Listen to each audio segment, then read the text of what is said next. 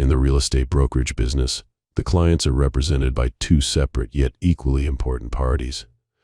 The agent representing the seller and the agent representing the buyer. Here are their stories.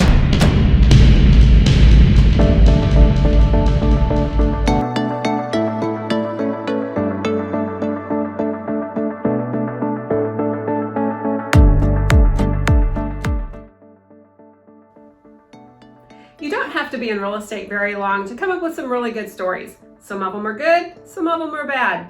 In today's episode, we're going to look at a transaction that involved the delivery of an existing survey. The buyer and the seller were under contract, and according to the terms of the contract, the seller would deliver to the buyer the existing survey within 10 days. If the survey was not acceptable to either the lender or the title company, the buyer would purchase a new survey at the buyer's expense. The 10-day mark was approaching and the buyer had not received the survey, so the buyer's agent called the listing agent and said, "Hey, we're getting really close to this 10-day mark. Can you send the survey over?" Well, to the surprise of the buyer's agent, the listing agent said, the buyer's going to have to purchase a new survey. The sellers had installed a patio at the backyard and it was not going to be acceptable, so the buyer would just have to purchase a new survey.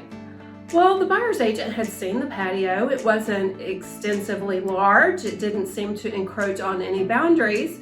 So the buyer's agent said, "Go ahead and send it over. I think it'll be fine." Well, the listing agent responded back once again and said, "It's not going to be any good. The buyer's going to have to purchase a new survey." This conversation went back and forth 2 or 3 times.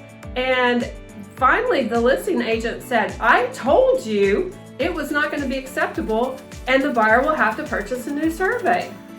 Well, the buyer's agent called the title company, instructed them to order a new survey, which they did. Well, a few days before closing, when the closing statement came out, it had the buyer paying for the survey. Well, the buyer's agent knew better. The seller had the survey, the listing agent had just refused to send it over. So the buyer's agent instructed the title company to move that charge over to the seller's side, which they did. In the end, the listing agent did step up and do the right thing and paid for the survey.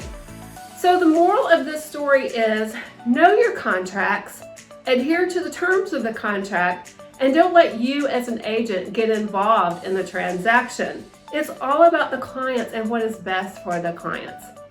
Thank you for tuning in on this episode, and join us next time for a very interesting story right here on Law and Contracts.